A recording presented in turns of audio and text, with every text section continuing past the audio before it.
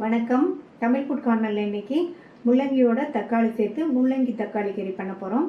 ரொம்ப ஈஸியாக செஞ்சிடலாம். சாம்பார், பருப்பு, தயிர் சாதம், வெரைட்டி ரைஸ் எல்லாத்துக்குமே சைட் டிஷ்ஷாக வச்சு சாப்பிட்றதுக்கும் சப்பாத்திக்கு தொட்டு சாப்பிட்றதுக்குமே ரொம்ப ரொம்ப அருமையாக இருக்கும். இப்போ இந்த டேஸ்டான முள்ளங்கி தக்காளி கறியை எப்படி பண்ணுறதுன்னு பார்க்கலாம். இது வரைக்கும் நம்ம சேனலை சப்ஸ்கிரைப் பண்ணாதவங்க சப்ஸ்கிரைப் பண்ணிவிட்டு பக்கத்தில் உள்ள பெல் பட்டனையும் கிளிக் பண்ணிக்கோங்க. இந்த பேனில் 5 டீஸ்பூன் எண்ணெய் சூடாயிடுச்சு. அதில் 1/2 டீஸ்பூன் கடுகு, 1/2 டீஸ்பூன் உளுந்து. கடுகு பொரிஞ்சு உளுந்தோட கலர் மாறிடுச்சு. அது கூட 1/4 டீஸ்பூன் சீரகம், கருவேப்பிலை, 2 பச்சை மிளகாவை கீரி சேர்த்துக்கணும். ஒரு மீடியம் சைஸ் வெங்காயம் பொடியாக கட் பண்ணது. அது கூட 2 பெரிய பூண்டு பொடியாக கட் பண்ணது. பெரிய பூண்டுனா 2 சேர்த்துக்கோங்க, சின்னதுன்னா 3 4 சேர்த்துக்கோங்க. இப்போ இதை லைட்டாக வதக்கி விட்டுட்டு தோல் சீவி கட் பண்ண 1/4 கிலோ முள்ளங்கியும் சேர்த்து வதக்கிக்கலாம். வெங்காயம் பூண்டை லைட்டாக வதக்கி விட்டால் போதும்.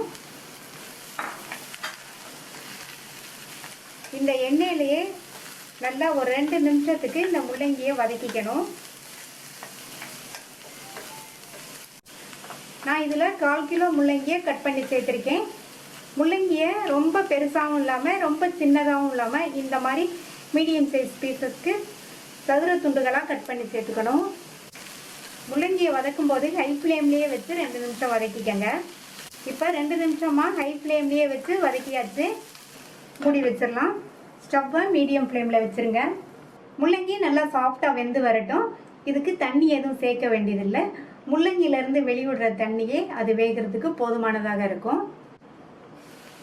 முள்ளங்கி வெந்துட்டு இருக்கும்போது அடிக்கடி இந்த மாதிரி திறந்து பார்த்து கிண்டி விட்டுக்கணும். இன்னும் முள்ளங்கி வேக வேண்டியது இருக்கு. மூடி வச்சிடலாம்.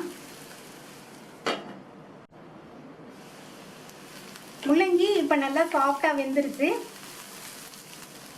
அடுத்து இது கூட 100 கிராம் தக்காளியை நல்லா பொடியாக கட் பண்ணி வச்சுருக்கேன்.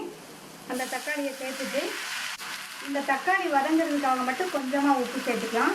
இந்த மாதிரி உப்பு சேர்த்தோம்னா தக்காளி வேகமாக வதங்கிடும். மறுபடியும் நல்லா வதக்கி விட்டுடலாம். தக்காளி வதங்கி வரட்டும். இப்போ சேர்த்த தக்காளி வதங்கிடுச்சு. அடுத்து இது கூட 1/4 டீஸ்பூன் மஞ்சள் தூள், 3/4 டீஸ்பூன் தனி மிளகாத்தூள், ஏற்கனவே 2 பச்சை மிளகாய் சேர்த்து வதக்கியிருக்கோம். இப்போ 3/4 டீஸ்பூன் மிளகாத்தூள் இதுக்கு கரெக்டாக இருக்கும்.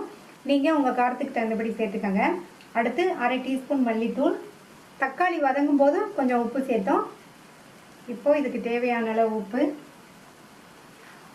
நல்லா ஒரு தடவை மிக்ஸ் பண்ணி விட்டுடலாம்.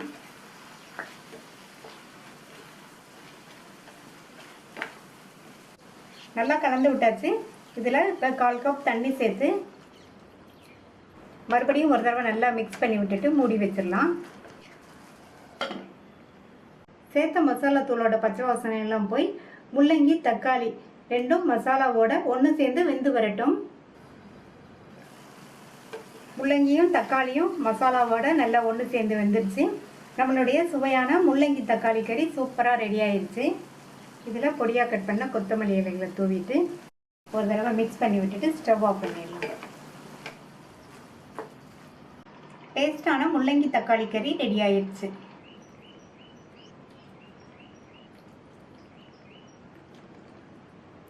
இந்த டேஸ்டான கறியை ட்ரை பண்ணி பார்த்துட்டு உங்கள் கமெண்ட்ஸை சொல்லுங்கள். தேங்க்யூ.